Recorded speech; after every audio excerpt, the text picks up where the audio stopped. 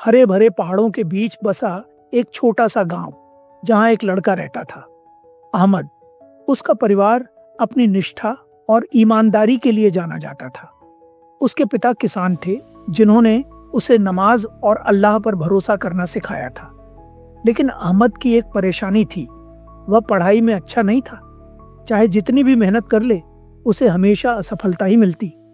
हर दिन स्कूल से थका हारा लौटता, किताबों से भरा बैग उसके कंधों से ज्यादा उसके दिल पर भारी लगता।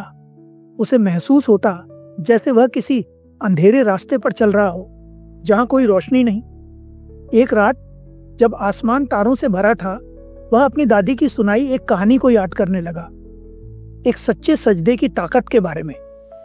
उस कहानी ने उसके दिल में एक उम्मीद जगा दी। बिना देर किए अहमद ने वुजू किया, अपनी जानमाज बिछाई और अल्लाह के सामने सजदा कर लिया। उस सजदे में उसने दिल की सारी बातें बयान कर दी, अपनी कमजोरी, अपनी तकलीफें और अपने डर। उसने अल्लाह से रोते हुए सिर्फ एक ही चीज मांगी, हिम्मत और कामयाबी। उस रात के बाद कुछ बदल गया। उसकी दुनिया तो वही थी, लेकिन अब उसका नजरिया अलग था। वह पहले से ज्यादा आत्मविश्वास से भर गया।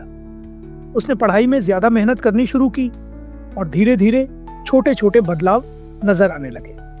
उसके टीचर्स उसकी मेहनत को पहचानने लगे और उसे प्रोत्साहित करने लगे। फिर आया एक बड़ा मौका, एक प्रतिष्ठित स्कॉलरशिप जो मेहनती छात्रों को दी जाती थी। अहमद ने भी आवेदन किया, लेकिन इस बार वह डरा नहीं।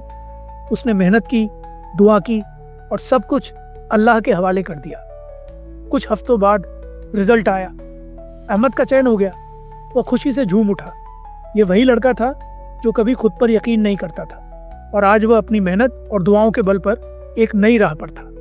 समय के साथ अहमद एक सफल और पढ़ा लिखा इंसान बन गया, लेकिन उसने उस एक सजदे को कभी नहीं भुलाया जिसने उसकी जिंदगी बदल दी थी।